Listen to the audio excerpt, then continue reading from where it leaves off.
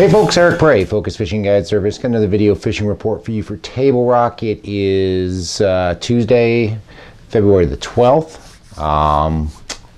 Another blustery cold day out there, so shooting this from in my office again. A little bit warmer than it has been the last couple of days. At least the sun's shining, but it's pretty windy and nasty out there, and didn't go to the lake today, so we'll figure we'd shoot in the office, so at least I'm nice and warm. Have managed to be on the water a couple of times this past week. Got out late in the week before we got all the rain and storms, and before we got the ice storm and everything else over the weekend. Got out a couple of times. Bites a little different, but it's not changed a whole lot. As far as our lake level is concerned, I'm gonna say we're right around 915.7. The Corps of Engineers website's been down all day, so I don't have up to the minute details for you. I know when I looked at it last night, we were at like 915.63. Either way, we're just shy of being a foot up, and they are running water, have been running at least 2, sometimes 4 units pretty much all day long, every day. Just gonna keep running water. They're gonna keep running water till they get this thing taken care of. But boy, with all the rain that they got down towards Bull Shoals and over towards the Boot Hill yesterday, it's probably gonna be a while before they get the lake back to normal pool and before they slow down the water that they're running. Got some more rain supposedly coming towards the end of the week, so we'll see what that brings.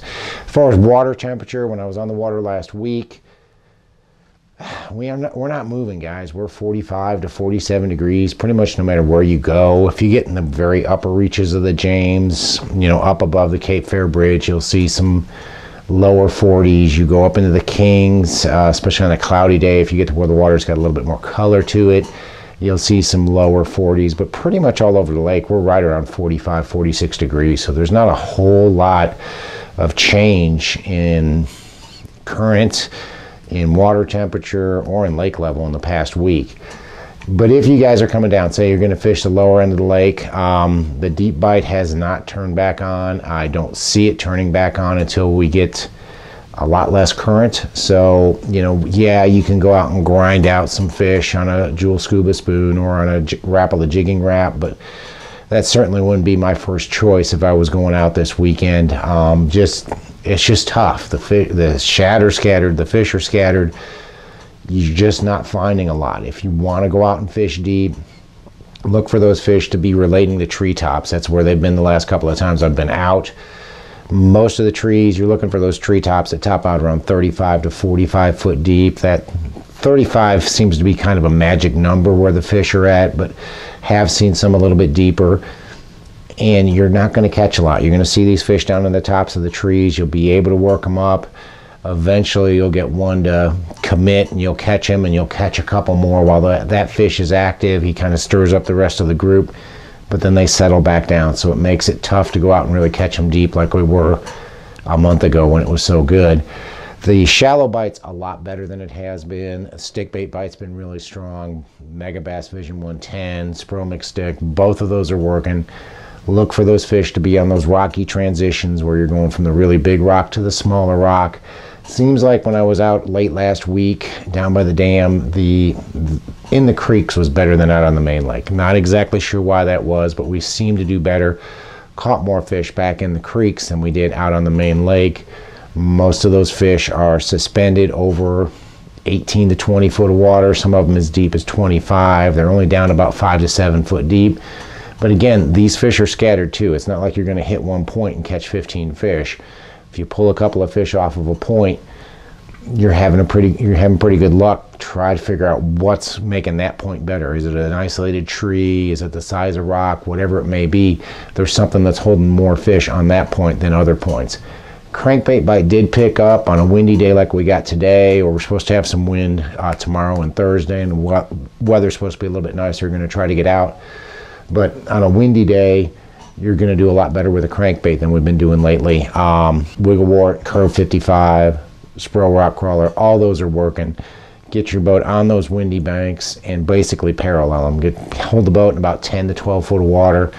Basically, not even 45. You're basically paralleling. You're going to throw up, reel it down, then hit the bottom, and then slow down. The biggest thing I see when I take guys out guiding especially this time of year when we're throwing crankbaits. As they throw it and they just crank it down, they just keep cranking at the same speed.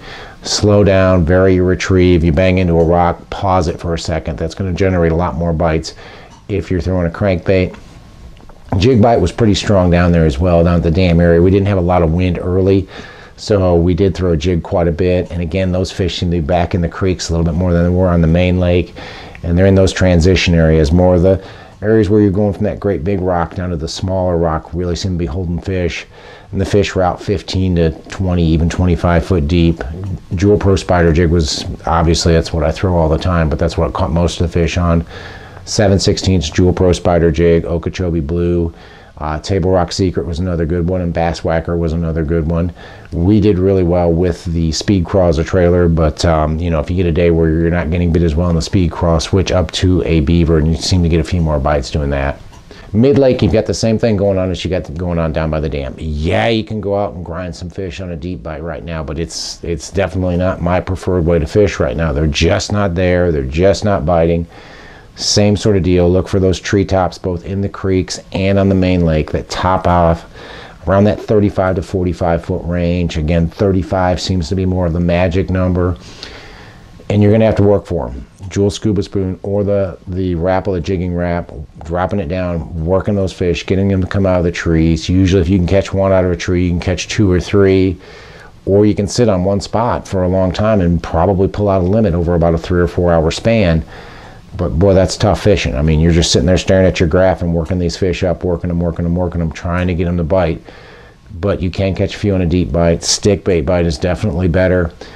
Spromic stick, Vision 110 from Megabass, both of those are working really well on the same sort of locations. Those secondary points in the bigger creek arms that have got a mix of rock and have some bigger rock on them, kind of the transition where you're going from the big to the small rock. Most of the fish have been suspended out there over 15 to 25 foot deep, holding the boat about 30 to 35.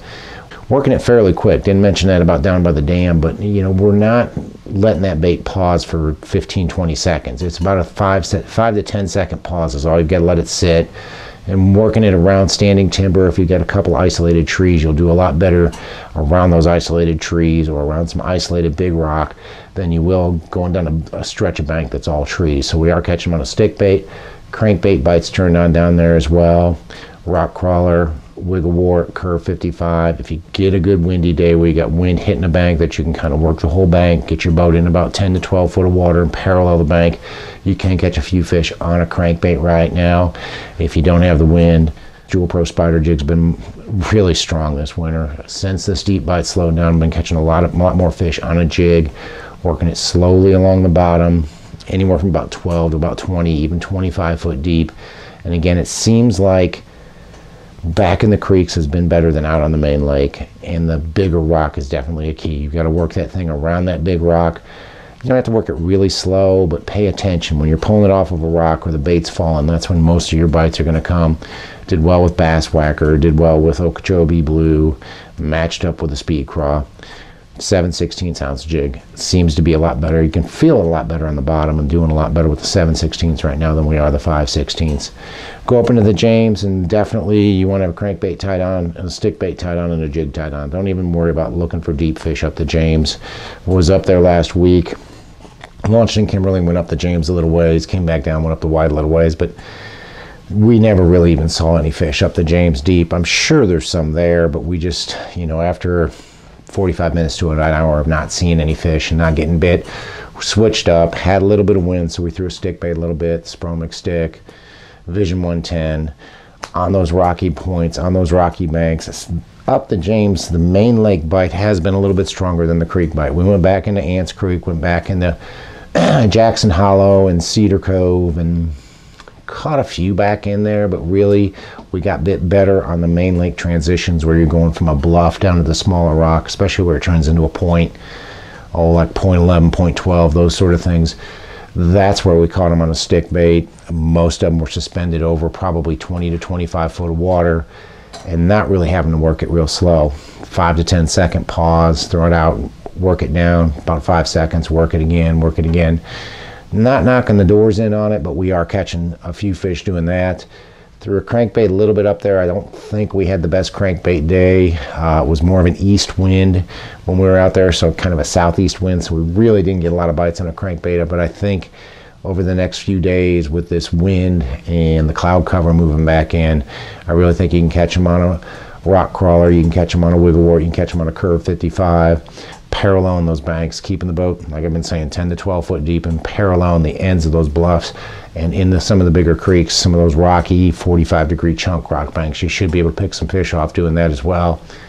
All else fails, 7/16 Jewel Pro Spider Jig, Okeechobee Blue, Bass Whacker, Table Rock Secret, matched up with the speed crawler, matched up with a beaver, working it from about 15 to 20. You should be able to catch fish doing that up the James as well this week. Go up into the white. Like I said, I didn't go that far up into the white. Got to a little bit above Baxter. Didn't quite make it to Big Creek last week. Most of the fish we caught, we looked for deep fish up there too. There are some. The deep bite's a little bit better up the White River than it is, say, up the James and, you know, Jewel Scuba Spoon and the Rapala Jigging Rap. Over those treetops, yeah, 35, 45 foot deep, pretty much the same spots we were catching them before. Did a little better in the creeks than we did on the main lake up the White. But guys, it's just, I mean, you're grinding. You're going to be grinding. If you want to go out and fish deep right now, you're going to grind out a limit, and it'll probably take you 5, 6, 7 hours to grind out a limit. And they're not really that better quality, or they really don't have the quality that you're going to have throwing something else right now up the White. We did much better throwing a stick bait, both the Spromix stick and the Megabass Vision 110, fishing the same sort of stuff. Those transition areas where you're going from the great big rock, the bluffy stuff, down to rocks about the size of a Volkswagen, down to about the size of a washing machine, down to about the size of a basketball. Fish are suspended. They're suspended over 20 to 30 foot of water, working it fairly quickly, 5 to 10 second pause at most, looking for isolated cover, isolated trees, brush piles. If you know where there's some brush piles over some deeper water, you can probably pick some fish up on that, but definitely have a stick bait tied on. Didn't throw a crankbait up there that much, but I'm sure you can catch them on a crankbait. I plan on throwing a crankbait quite a bit next few days when I get out there. Wiggle wart, rock crawler, curve 55 on those 45-degree chunk rock banks, on those steeper banks, steeper transition banks, keeping the boat 10 to 12 foot of water and basically paralleling it. If I don't get any wind, which I don't think that's going to be a problem the next few days, we're looking for, you know, 20 to 30 mile an hour sustained with gusts to 50 on Thursday, so we're going to have some wind. But if I don't have any wind, I'm going to switch up to that 7/16 Jewel Pro Spider Jig. It's kind of been a moneymaker. I know some of you guys may have watched the video that Phil and I did last week on Bull Shoals. Really started throwing it a lot more on Table Rock. Just don't have any wind, not getting bit, don't have a deep bite. Started throwing that 7/16 Jewel Spider Jig and Bass Whacker and in Table Rock Secret, and of course Okeechobee Blue with a speed crawl on it, and really started catching some better fish and started catching some quality fish. It's not like you're going to go out and catch 50 fish in a day, but you're going to get 8 to 10, 15 quality bites on a jig right now, so it's definitely worth your time to go out and throw a jig right now and catch some fish doing that. Creek bite again was a little bit better than on the main lake throwing the jig. Guys, it is halfway through February, and I really feel like February we're paying for all the nice weather we had in December and January, because it's kind of been crappy. Last week we had a couple of days where it was nice and warm, and Phil and I got out and shot a couple of videos for you, and then I got out later in the week as well when it was in the upper 30s, low 40s. This week's been cold so far. Haven't been out yet. I guess it was Friday the last day. Friday was the last day I was out. But anyway, weather, got a couple of good days coming up, then it's going to crash again. Looks like it's going to be kind of rainy and wet over the weekend, so hard to say what's going to happen. But you know, spring's right around the corner. Spring bite's going to be awesome. I know it is. It always is on Table Rock. Before you know it, we'll be in March. If you guys are coming down for spring break, or maybe you're coming down, you got a derby coming up or something, you want to do a little bit of pre-fishing, guys, give me a call. If you want to go out and learn how to throw a jig, throw a stick bait, now's the time to do that. You want to go out and learn how to throw a crankbait, now probably through March, our crankbait bite's only going to get better. That wiggle wart bite is only going to get better as the water warms a little bit and as things stabilize a little bit.